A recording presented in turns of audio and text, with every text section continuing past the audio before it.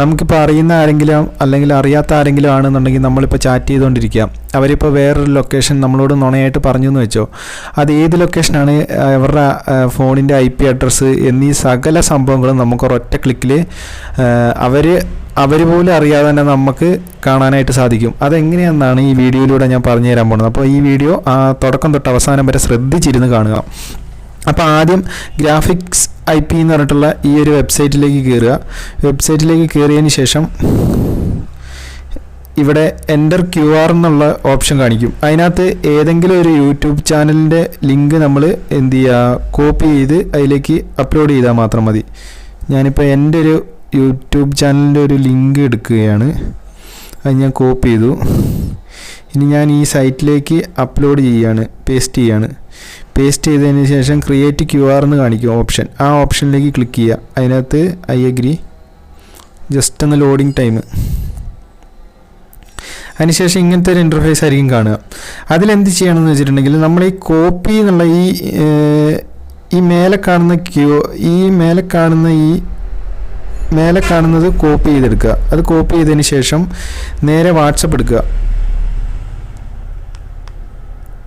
നേരെ വാട്സപ്പിലേക്ക് കയറിയതിന് ശേഷം നമ്മൾ അയച്ചു കൊടുക്കേണ്ട ഏതവനാണോ അവന് ഈ ലിങ്ക് ഇങ്ങോട്ട് പേസ്റ്റ് ചെയ്ത് കൊടുക്കുക.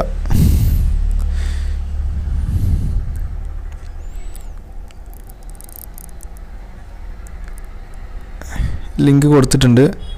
ഇനി അവൻ ഇതിനകത്തേക്ക് ജസ്റ്റ് ഒന്ന് ക്ലിക്ക് ചെയ്താൽ മാത്രം മതി, അവൻ്റെ സകല ഹിസ്റ്ററി നമുക്ക് കിട്ടും. അപ്പോൾ ആ ലിങ്കിൽ കയറിയിട്ടുണ്ട്. നമുക്കിനി നമ്മുടെ സൈറ്റിലൊന്ന് കയറി നോക്കാം.